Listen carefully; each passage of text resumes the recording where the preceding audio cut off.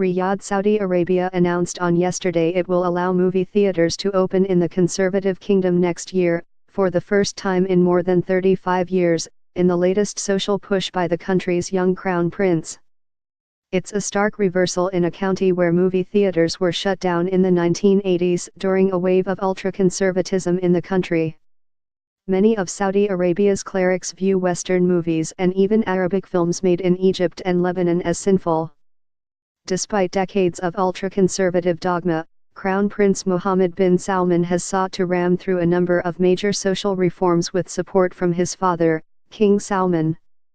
The Crown Prince is behind measures such as lifting a ban on women driving next year and bringing back concerts and other forms of entertainment to satiate the desires of the country's majority young population.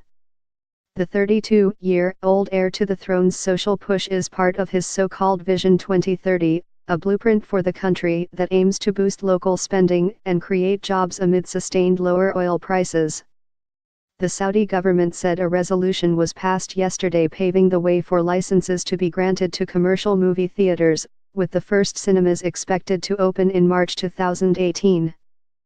Many Saudis took to Twitter to express their joy at the news, posting images of buckets of movie theater popcorn and moving graphics of people dancing, fainting, and crying.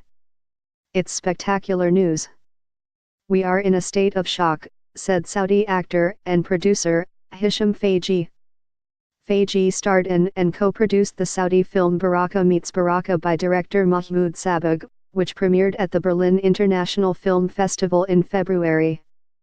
The movie, which has been called the kingdom's first romantic comedy, tells the story of a civil servant who falls for a Saudi girl whose Instagram posts have made her a local celebrity.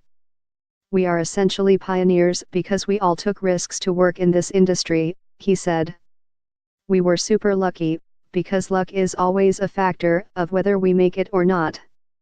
Even with the decades-long ban on movie theaters, Saudi filmmakers and movie buffs were able to circumvent traditional censors by streaming movies online and watching films on satellite TV.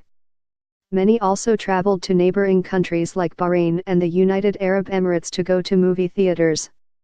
One Saudi Twitter on yesterday user posted a picture of the causeway linking Saudi Arabia with Bahrain, writing goodbye. It was not immediately clear if movie theaters would have family-only sections, segregating women and families from male-only audiences.